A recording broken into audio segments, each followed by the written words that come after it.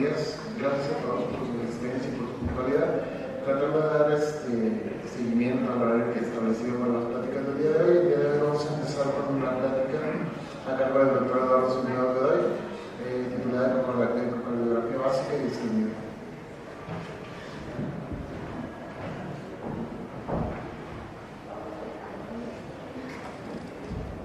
Bueno, buenos días. Vamos a ver el tema de ecocardiografía fetal básica y extendida. Vamos a ver, iniciar por qué es importante incluir este tema en nuestro programa. La relevancia del tema es que la cardiopatía congénita se considera que es la malformación más común, incluso 6 veces más común que síndromes cromosómicos y 4 veces más común que defectos de tubo neural. Para estas dos patologías, como ustedes saben, hay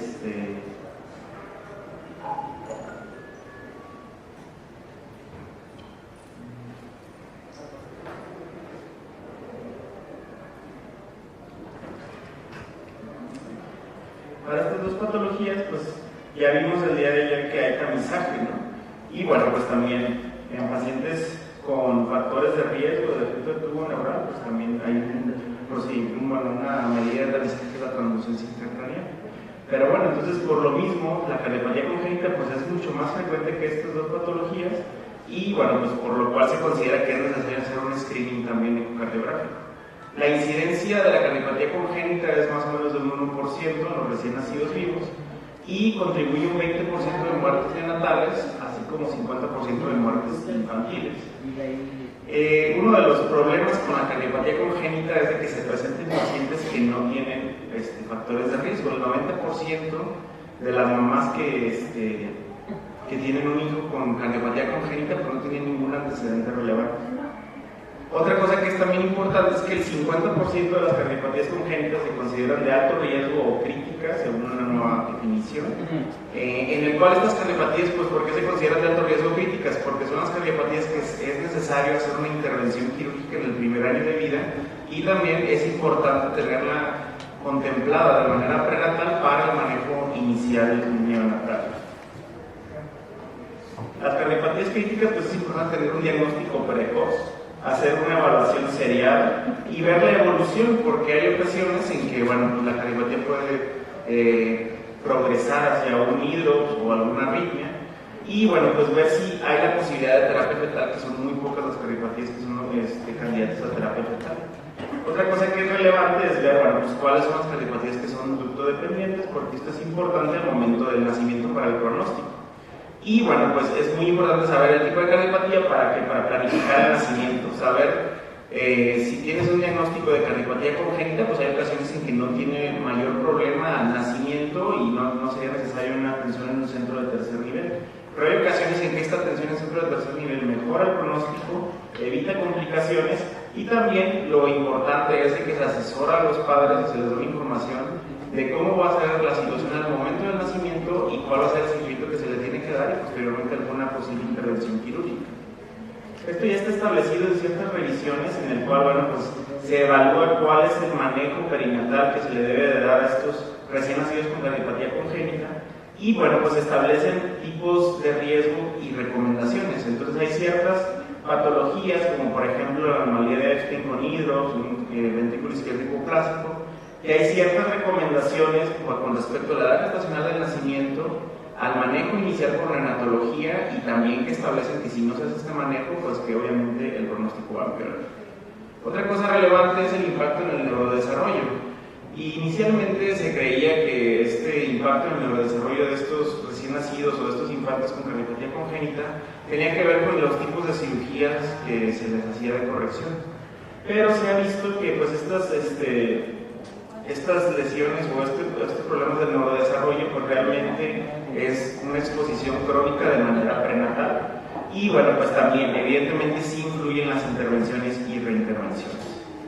Entonces partiendo, como vimos el día de ayer, desde el primer trimestre, pues hay algunos marcadores que ya nos pueden decir en ciertos pacientes que posiblemente ni siquiera consideraríamos de alto riesgo, que hay un dato que nos dice que esta paciente es necesario hacer un seguimiento por ecocardiografía.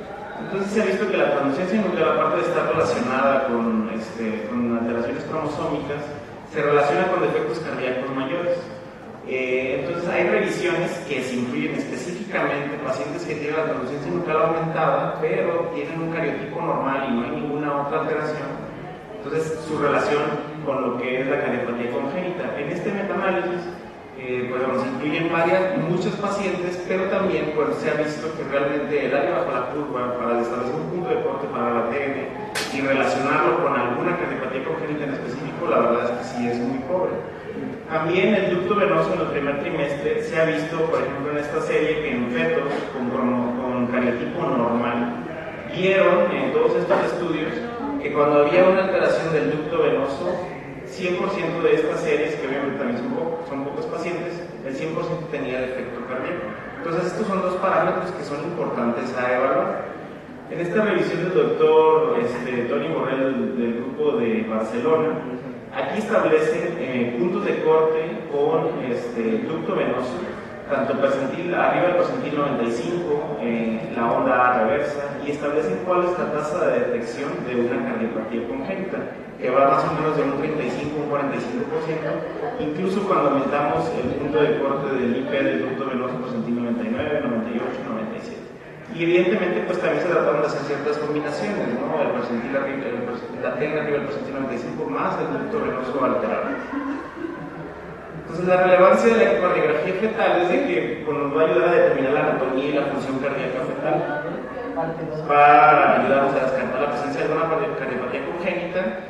Y algo que también es importante es establecer, si uno es muy evidente que hay una cardiopatía congénita, pues ver que no hay alguna anomalía cromosómica o alguna anomalía extracardíaca, si hay algún otro hallazgo. Y esto va a ser importante también para el pronóstico, porque no es lo mismo una cardiopatía congénita aislada, haya alguna anomalía extracardíaca o integrar alguna anomalía cromosómica. La detección teórica de una cardiopatía es de un 90 a un 95%, pero se ha visto que la detección real es de un 30 a un 40%. ¿Esto por qué? Porque pues, lo que pasa es que en muchas ocasiones en los países desarrollados el screening o la evaluación inicial pues lo realizan muchas situaciones técnicas. Posteriormente pasa a cargo de un materno fetal si encuentra alguna alteración, y posteriormente también los maternos fetales piden una evaluación por un materno fetal con un entrenamiento específico en la ecocardiografía avanzada. Entonces esto poco a poco se va a ir modificando y este porcentaje, bueno, pues en algunas revisiones se ha visto que es mayor, pero bueno, pues todo esto está implementado en base a las nuevas guías. Entonces se dice que en un corte de 4 cámaras aproximadamente hay una tasa de detección de cardiopatías de un 40%, que es prácticamente como que el corte estándar que se realizaría en un control prenatal habitual. Pero agregando los tractos de salida de los grandes vasos aumenta la tasa de detección un 30%. Entonces, a grandes rasgos, la población embarazada, el 90% va a ser de bajo riesgo para cardiopatía congénita. En estas pacientes, como en todas las pacientes, tenemos que hacer una evaluación de primer trimestre, y aquí podemos ver ciertos datos que nos pudieran orientar a que hay una posible cardiopatía congénita, como es la alteración de la translucencia nucal con un cariotipo normal o la alteración del ducto venoso. Si esto está normal, pasaría a un eco estructural más los 5 planos de Jagger, que ahorita los vamos a ver, realizados en la semana 20-22. Y si esto llegara a ser normal, igual, bueno, pues se vuelve a evaluar en tercer trimestre. Si llegamos a detectar alguna alteración en la translucencia nucal o en el ducto venoso, esta paciente es candidata a una ecocardio precoz, la cual se realiza entre la semana 3 y 16. Esto ya se consideraría dentro del rubro de la ecocardio avanzada, que puede ser por vía transvaginal o transabdominal. Si detectamos una eco estructural con alteración de alguno de los planos, también esta paciente es candidata a una ecocardiografía fetal diagnóstica por un personal internado en cardiopatía congénita. Entonces, este sería el rubro de la mayoría de las pacientes que están en bajo riesgo. Ahora, las pacientes en alto riesgo, que se consideraría un 10% de la población, ahorita vamos a ver a quiénes consideramos de alto riesgo. Estas pacientes son candidatas directamente a una ecocardio precoz, independientemente que haya salido todo normal en el primer trimestre, entre la semana 13 y 16, y posteriormente a una ecocardiografía fetal diagnóstica. Entonces, bueno, la ecocardia precoz no es parte del tema, pero bueno, se realiza entre la semana 3 y 16 y solamente es relevante saber que, bueno, pues prácticamente los mismos cortes que se pueden realizar en una ecocardio en el estructural son posibles realizarlos en esta edad gestacional de manera temprana. Entonces, vamos, si pueden participar con la aplicación, ¿cuál de las siguientes no es una condición de riesgo para cardiopatía congénita? Diabetes mellitus, cardiopatía congénita materna, cardiopatía congénita paterna o diabetes gestacional con hemoglobina glucosilada mayor de 6 en primer trimestre.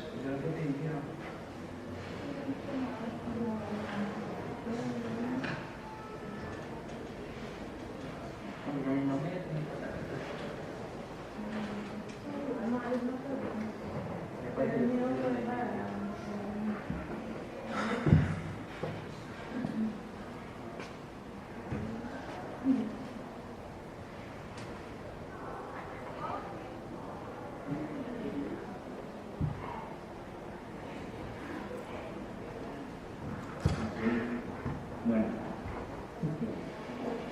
ahorita vamos a ver la tablita. Evidentemente los pacientes con diabetes mellitus tipo 2 son pacientes de riesgo para cardiopatía congénita fetal.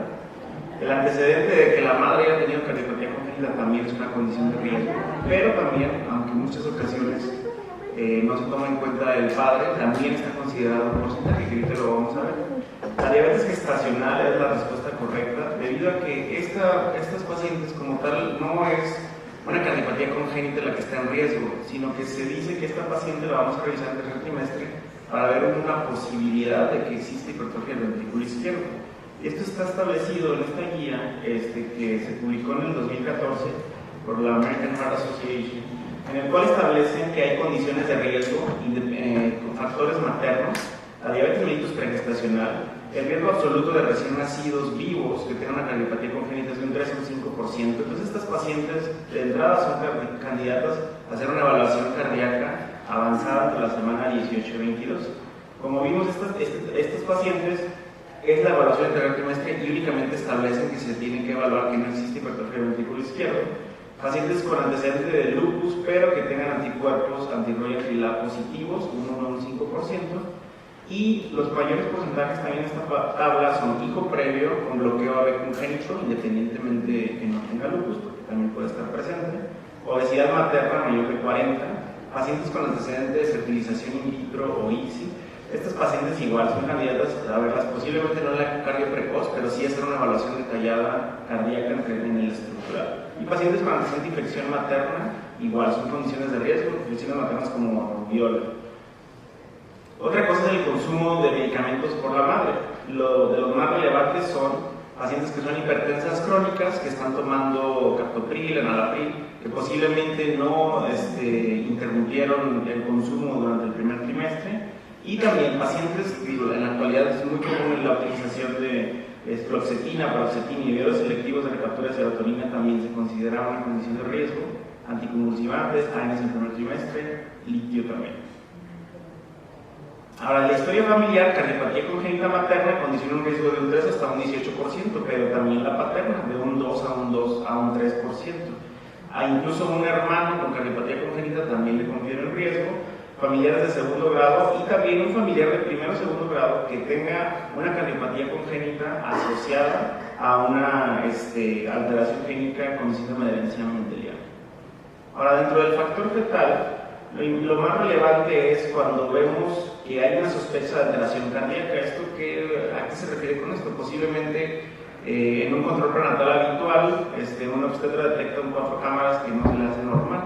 Entonces, por lo general, en este rubro de pacientes que son referidas, la mayor parte, el mayor del 40% va a tener una cardiopatía congénita en ese contexto. Otra cosa es, por ejemplo, si hicimos un primer trimestre en el cual vimos alguna alteración y ya se confirmó una alteración cromosómica, por lo general el 90% de los síndromes cromosómicos van a cursar con una cardiopatía congénita. Entonces aquí, como pueden ver, por ejemplo, en este contexto, pues estos pacientes sí son candidatos a una ecocardio precoz y posteriormente a la ecocardio estructural. Estos puntos de corte de TN aumentado infieren un mayor riesgo de una cardiopatía congénita. Por ejemplo, si es una TN entre 3 y 3.4, 3.4, mayor a 3.5 o incluso mayor a 6, pues va aumentando exponencialmente el porcentaje de la probabilidad de una cardiopatía congénita. Los pacientes con embarazo gemelar monocorial, hidroxoinmune, el antecedente de un primer trimestre de un ducto venoso reverso, o si se encuentra alguna alteración extracardíaca, por ejemplo una alteración renal, pues estos pacientes también es importante hacer una evaluación de cardio para ver que no existe una cardiopatía congénita. Entonces todo esto se empezó a implementar ya desde hace tiempo en este editorial del 2001 del Dr. Sigmund Jäger, en el cual propone aquí los 5 cortes que realizamos en la actualidad.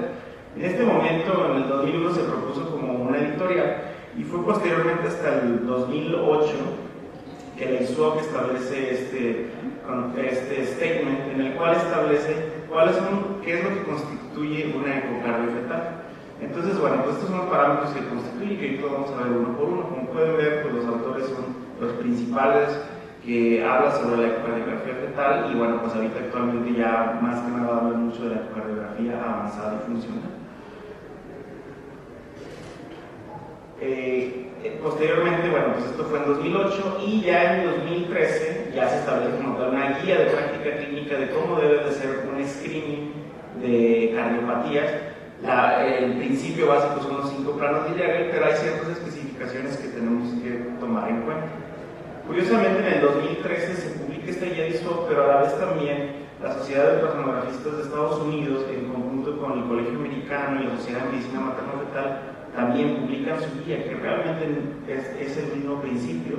Y otra guía que también es muy importante es esta de la American Heart Association, en el cual establece pues diagnóstico, tratamiento y las pacientes, sobre todo esta tabla de riesgo de quién debe ser candidato a una ecocardio. Entonces, en la evaluación cardíaca fetal establecido nos vamos a basar en la guía de ISUOC y bueno, pues el principio son estos 5 cortes que los vamos a ver, los vamos a ir viendo uno por uno, en el cual el primer corte se trata del situs visceral. Entonces debemos iniciar nosotros nuestra evaluación a nivel del abdomen y establecer, bueno, inicialmente tenemos que ver cuál es la posición fetal y en base a esto poder establecer si la paciente tiene un situs o litus, ¿no? Entonces, ¿por qué? Pues tenemos que ver siempre que la cámara gástrica va a estar del lado izquierdo y al igual que la aorta descendente y la vena cava inferior del lado derecho. Pero es importante establecer esto porque posiblemente pues uno diga, no, pues es que ya vi la cámara gástrica, entonces es el lado izquierdo. Pero todo depende de la posición fetal. Hay ocasiones en que pues, no lo tomamos mucho en cuenta para hacerlo rápido. Bueno, ahí está la cámara gástrica, es el lado izquierdo, me subo y ahí está el corazón. Pero posiblemente esta cámara gástrica realmente no estaba en el lado izquierdo y estaba del lado derecho.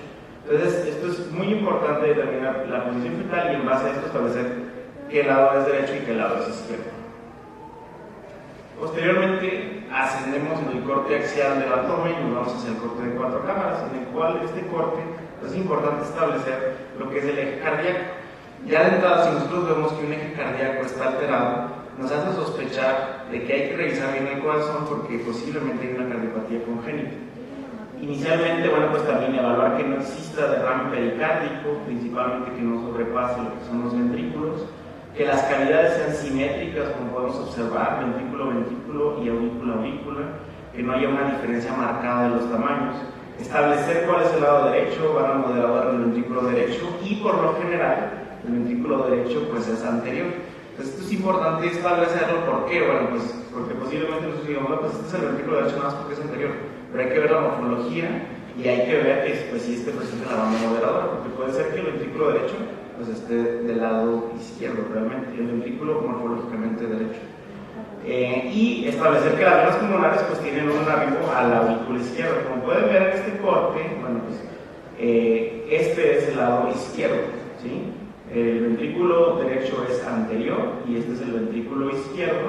Aquí está la aorta descendente y esta es la aurícula izquierda y llegan lo que son las venas pulmonares.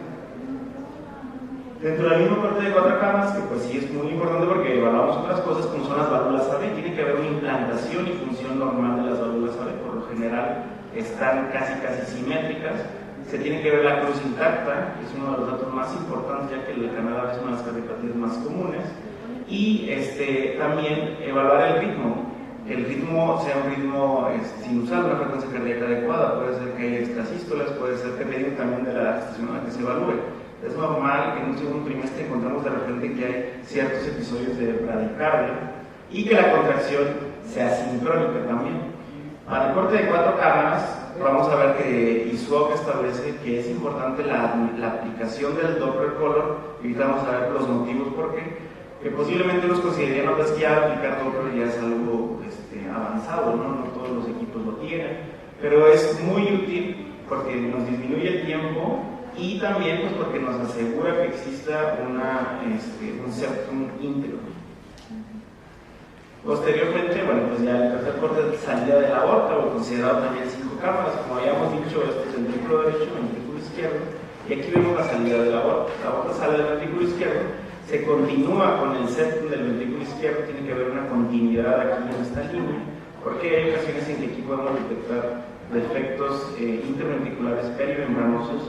Se cruzan un 90% con la arteria pulmonar que viene de acá de este lado, que ahorita lo vamos a ver en el siguiente corte, y los diámetros de ambos tractos de salida o ambos grandes vasos deben de ser similares. La válvula aórtica debe tener una apertura normal y el flujo aórtico también debe de ser normal. Como saben ustedes, este vaso, pues al observar su trayecto, no se bifurca por lo general. La salida de la pulmonar, como habíamos visto, bueno, pues la misma paciente, la arteria pulmonar sale del ventrículo derecho.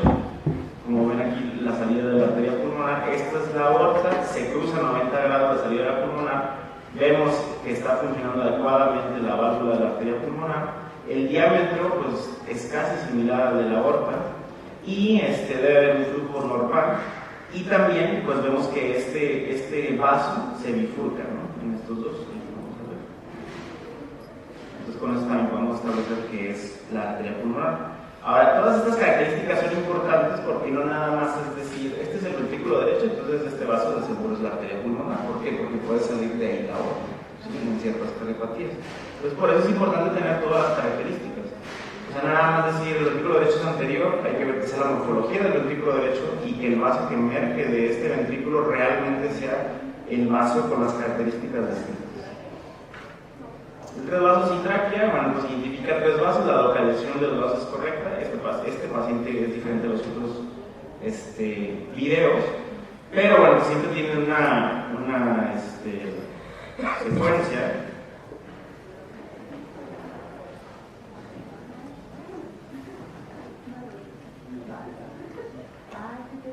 Ok, entonces es pulmonar, aorta y vena cava superior.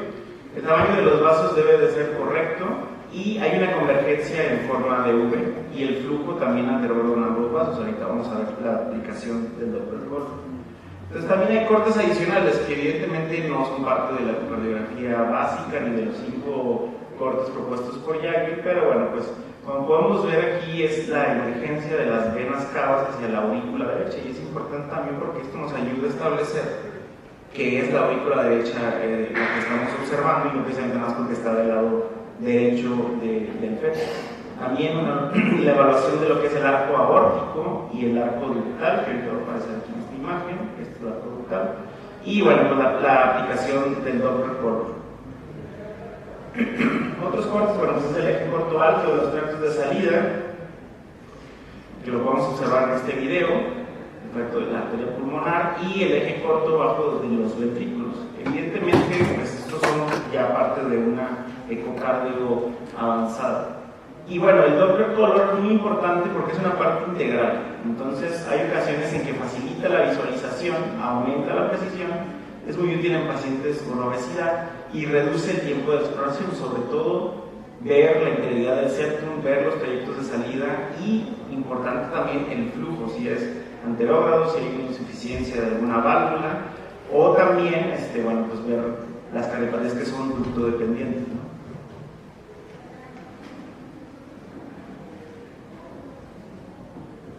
Entonces una pregunta: ¿cuál de las siguientes cardiopatías no es detectable así como tal en el corte de 4 cámaras?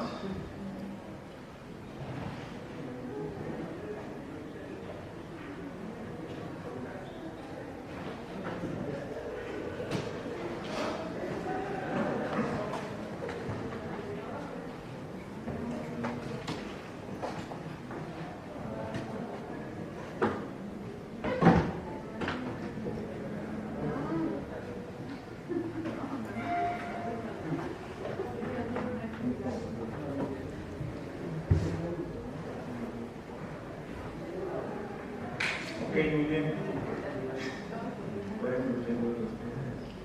Sí, evidentemente la tetralogía de Fallot, evidentemente puede haber algún dato que sugiera una sospecha de que hay una alteración, por ejemplo, en el ventrículo derecho, pero es muy importante tener los tractos de salida para ver el alargamiento de la aorta y ver otros datos que son ya más sugestivos de lo que es la cardiopatía de tetralogía de Fallot. Evidentemente estas dos sí son detectables en lo que es el corte de 4 cámaras y también lo que es la displasia tricuspide. No hay la comunicación interventricular, depende de qué tipo de comunicación interventricular. No todas se detectan en 4 cámaras.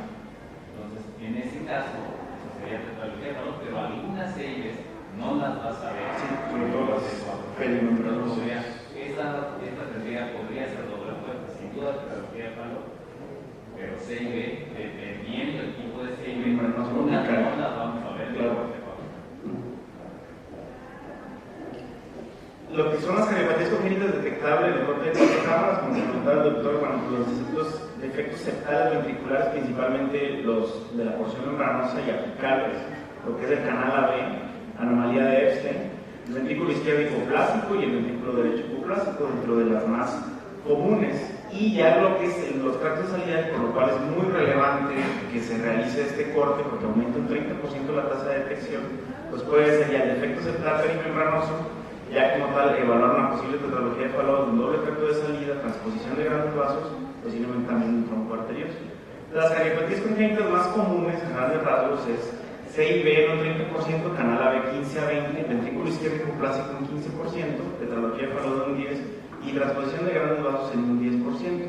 Con estas cardiopatías, que pues la realidad es de que al menos estas 5 son en teoría fáciles de detectar con estos cortes, pues prácticamente estamos abarcando ya un 80% de las cardiopatías más comunes. Entonces vamos a ver unos casos clínicos. Este es el caso número 1. Si pueden observar el video, y ahorita vamos a ver qué probabilidad o qué posible cardiopatía consideren que sea.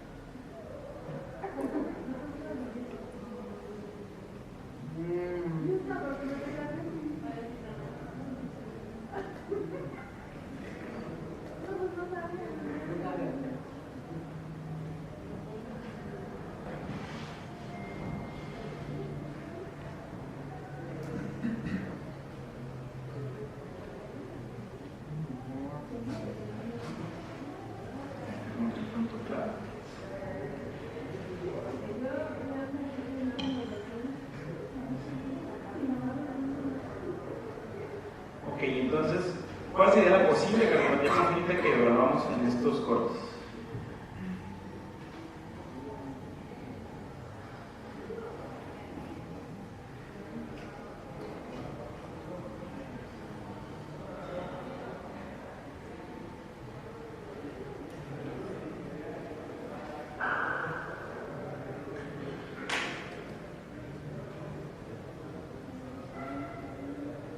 Excelente, muy bien. Entonces, como vieron en el video, la respuesta correcta es anomalía de Epstein. Ven, el corazón está pues, totalmente desplazado. Y bueno, pues vieron ahí que se realizó un zoom, aquí se ve la integridad de lo que es el ventrículo, del septo interventricular. Vemos la aurícula derecha, que algunos comentan que tiene una forma aneurismática, ¿no? Está aumentada o dilatada la aurícula derecha. Y como pueden observar lo que es la válvula, la implantación de la válvula es más apical, apical se refiere con respecto a la látex del corazón. Y también está relacionado con que, bueno, pues parte incluso de la aurícula está adentro de lo que es el ventrículo, entonces algunos consideran que también denominan un signo de atrialización del ventrículo derecho. Entonces, este otro video. En este feto todo está normal, están solitos, no tienen ningún problema de alguna relevante de lo que se añade.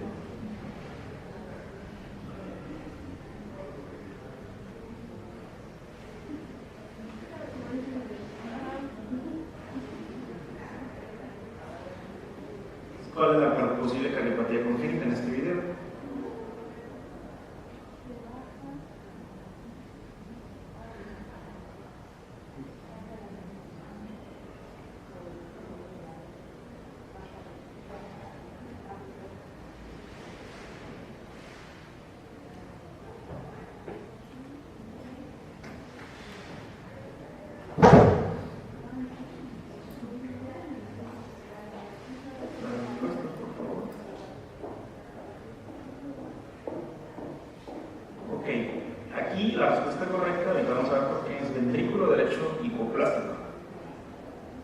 como podemos observar, bueno, en otro video aquí se ve la aorta descendente, este es el lado izquierdo, muy evidente.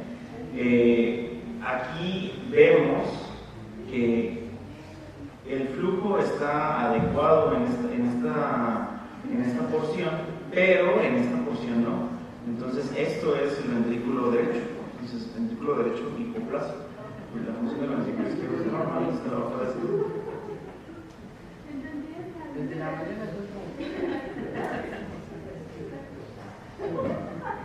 ¿Pueden apagar la luz de aquí enfrente, por favor, para que se vea un poquito mejor el video?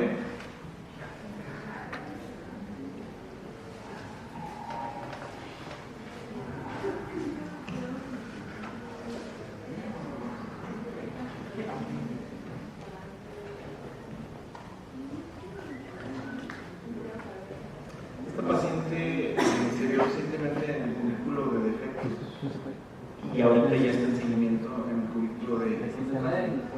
¿Pueden apagar tantito la luz de enfrente, por favor? En la pantalla para que se pueda ver mejor el video.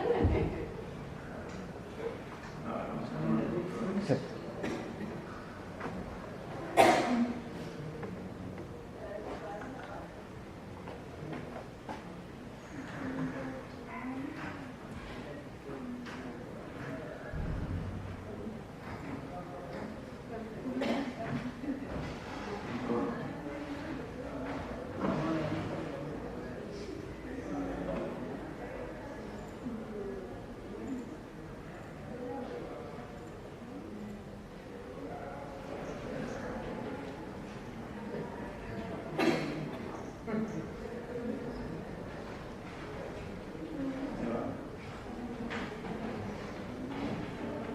Es el mismo, o sea, es el mismo caso.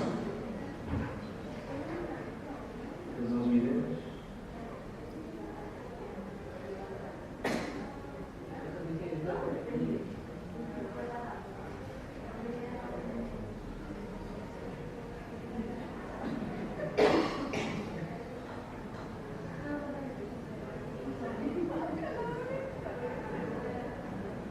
¿Qué opinan de este caso? ¿Cuál es la posible cardiopatía congénita?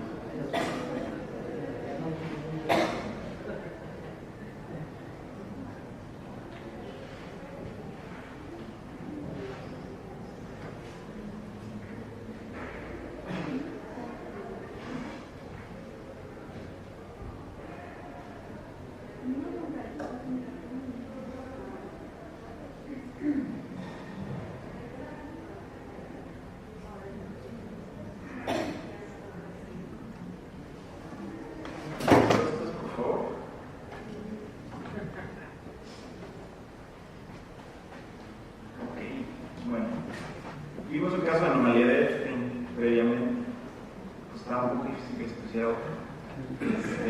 Anomalía de Epstein no es. Y pues realmente digo, ahí la realidad es que posiblemente sí se pudo haber dado que fuera anomalía de Epstein, cortación aórtica y petrológica, pero pues no. Es una displasia tricuspidia, es el diagnóstico diferencial de la anomalía de Epstein. Aquí, como pueden observar, habíamos comentado que la aurícula derecha está aumentada de tamaño, se ve como aneurismática, pero la característica principal es de que la inserción de la válvula tricuspidia no está más apical o muy diferente. De hecho, esto es una inserción normal. Podemos ver que la válvula pues, está un poquito más ecogénica, se consideraría más displásica. Entonces, aquí en este caso se debería de sospechar de una displasia tricuspidia. Evidentemente, aquí con estos videos vamos como a hacer un ejercicio de ver, pues posiblemente sea esto. Obviamente necesita una evaluación más extendida, pero para que al menos vaya dirigido un poco más el diagnóstico y no hacer menos algunos diagnósticos. Entonces, algo también relevante es que una vez que nosotros detectamos una cardiopatía congénita, considerar que el 10% son aisladas, pero si acaso se llega a detectar alguna, también considerar que pues, están asociadas con malformaciones extracardíacas en un 30 o 40%, al igual que anomalías cromosómicas de un 15 o un 40%, y bueno, evidentemente las principales que hacemos el aprendizaje en lo que es el primer trimestre. Hay algunos artículos que nos hablan de la discordancia entre lo que es el diagnóstico prenatal y el diagnóstico postnatal. Esta publicación es del 2016, en el cual aquí vieron diagnósticos prenatales de 2.130 fetos y hubo 1.258 nacimientos, de los cuales 368 hubo discordancia en el diagnóstico.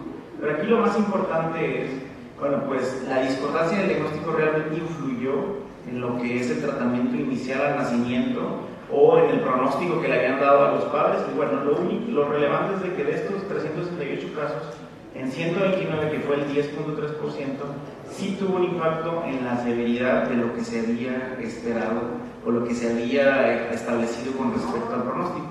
Este estudio es muy interesante porque realmente estos diagnósticos pues no eran hechos por radiólogos, ni obstetras, ni técnicos en ultrasonido, sino eran ya vistas por materno-fetales y también con entrenamiento en ecocardio avanzado. Entonces, a manera de conclusión, lo que podemos ver es de que la ecocardiografía fetal, en la teoría, tiene una tasa de detección de un 90% de las cardiopatías congénitas. Es importante recalcar que pues, se hace este tamizaje para cromosomopatías, incluso tratamiento de tubo neural, y pues es muy importante también un tamizaje para cardiopatías congénitas. Y bueno, como saben, en nuestro país tiene una alta incidencia de diabetes y eso es una condición de riesgo de entrada. La relevancia de hacer un diagnóstico oportuno es de que evaluar qué paciente sí es necesario que se traslade para que tenga un nacimiento en tercer nivel, que se optimicen las condiciones de nacimiento. Y también otra cosa muy importante es de que si la cardiopatía fue aislada y va a ser necesario realizar una intervención al nacimiento, una asesoría adecuada a los padres y hablarles también del pronóstico neonatal, o sea, si la cirugía únicamente va a ser paliativo o qué tipo de cirugía se va a realizar. Eso sería todo. ¿Tienen alguna pregunta, algún comentario? Sí, Pero muy bien, platicamos muchos casos, está muy didáctica. Pues, creo que algo que es muy importante en cuestión de la detección, algo que es muy importante en cuestión de la detección de cardiopatías congénitas es que siempre sigamos un sistema secuencial para diagnosticarlas.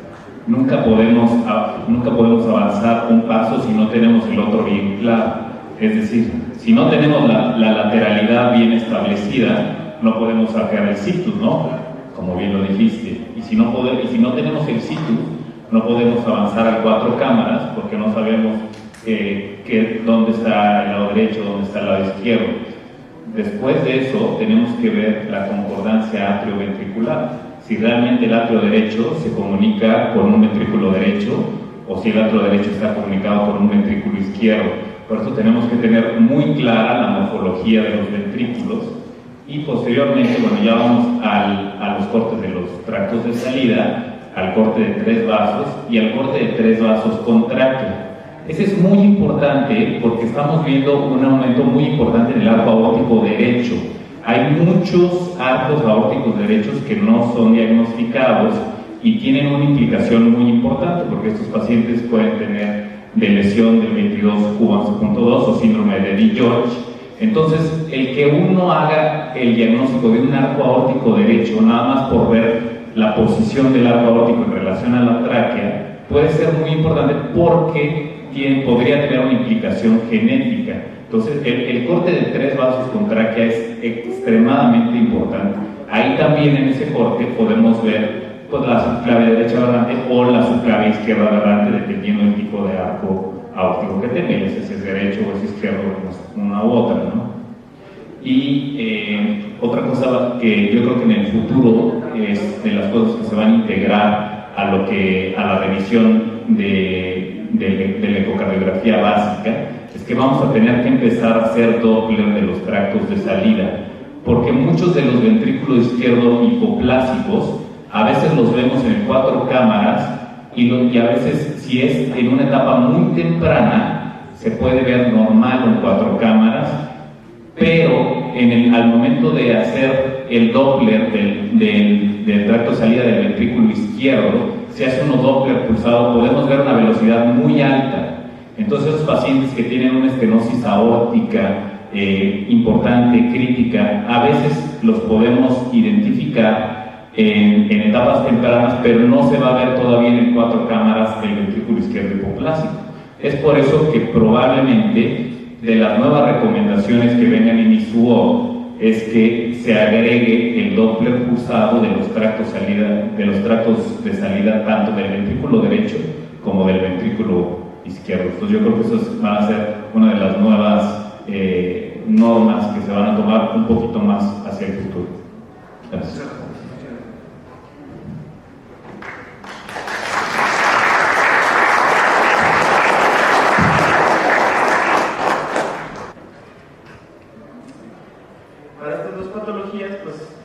vimos el día de ayer que hay tamizaje, ¿no? Y bueno, pues también en pacientes con factores de riesgo de defecto de tubo neural, pues también hay una medida de tamizaje que es la translucencia intracraneal. Pero bueno, entonces por lo mismo, la cardiopatía congénita pues es mucho más frecuente que estas dos patologías y bueno, pues por lo cual se considera que es necesario hacer un screening también ecocardiográfico. La incidencia de la cardiopatía congénita es más o menos del 1% en los recién nacidos vivos y contribuye un 20% de muertes neonatales, así como 50% de muertes infantiles. Uno de los problemas con la cardiopatía congénita es de que se presenten pacientes que no tienen factores de riesgo. El 90% de las mamás que tienen un hijo con cardiopatía congénita pues no tienen ningún antecedente relevante. Otra cosa que es también importante es que el 50% de las cardiopatías congénitas se consideran de alto riesgo o críticas, según una nueva definición, en el cual estas cardiopatías, pues, ¿por qué se consideran de alto riesgo o críticas? Porque son las cardiopatías que es necesario hacer una intervención quirúrgica en el primer año de vida, operaciones en el cual, bueno, pues, se evalúa cuál es el manejo perinatal que se le debe de dar a estos recién nacidos con cardiopatía congénita, y bueno, pues establecen tipos de riesgo y recomendaciones. Entonces hay ciertas patologías, como por ejemplo la anomalía de Epstein con hidros, un ventrículo isquémico clásico, que hay ciertas recomendaciones con respecto a la edad gestacional del nacimiento, al manejo inicial por neonatología y también que establecen que si no se hace este manejo, pues que obviamente el pronóstico va a empeorar. Otra cosa relevante es el impacto en el neurodesarrollo. Inicialmente se creía que este impacto en el neurodesarrollo de estos recién nacidos o de estos infantes con cardiopatía congénita tenía que ver con los tipos de cirugías que se les hacía de corrección. Pero se ha visto que pues estas lesiones o estos problemas del neurodesarrollo pues realmente es una exposición crónica de manera prenatal y bueno, pues también evidentemente sí influyen las intervenciones y reintervenciones. Entonces, partiendo, como vimos el día de ayer, desde el primer trimestre, pues hay algunos marcadores que ya nos pueden decir en ciertos pacientes que posiblemente ni siquiera consideraríamos de alto riesgo y también es importante tenerla contemplada de manera prenatal para el manejo inicial neonatal. Las cardiopatías críticas, pues es importante tener un diagnóstico precoz, hacer una evaluación serial y ver la evolución, porque hay ocasiones en que, bueno, pues la cardiopatía puede progresar hacia un hidrops o alguna arritmia y bueno, pues ver si hay la posibilidad de terapia fetal, que son muy pocas las cardiopatías que son candidatas a terapia fetal. Otra cosa que es relevante es ver, bueno, pues cuáles son las cardiopatías que son ductodependientes, porque esto es importante al momento del nacimiento para el pronóstico. Y bueno, pues es muy importante saber el tipo de cardiopatía para planificar el nacimiento, saber si tienes un diagnóstico de cardiopatía congénita, pues hay ocasiones en que no tiene mayor problema al nacimiento y no sería necesaria una atención en un centro de tercer nivel. Pero hay ocasiones en que esta atención en centro de tercer nivel mejora el pronóstico, evita complicaciones y también lo importante es de que se asesora a los padres y se les da una información de cómo va a ser la situación al momento del nacimiento y cuál va a ser el seguimiento que se le tiene que dar y posteriormente alguna posible intervención quirúrgica. Esto ya está establecido en ciertas regiones.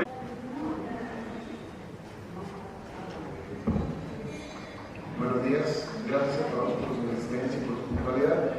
Tratar de dar seguimiento al horario que he establecido para las pláticas del día de hoy. El día de hoy vamos a empezar con una plática a cargo del doctor Eduardo Zúñiga Godoy, titulada en Ecocardiografía Básica y Extendida.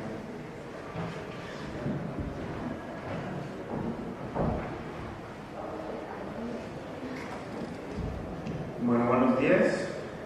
Vamos a ver el tema de ecocardiografía fetal básica y extendida.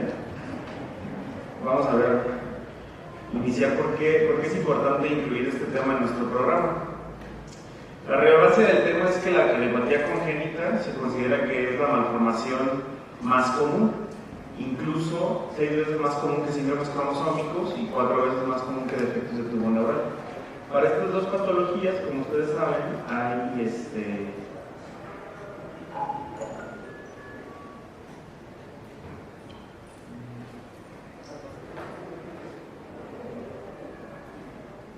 hay un dato que nos dice que esta paciente es necesario hacer un seguimiento por ecocardiografía.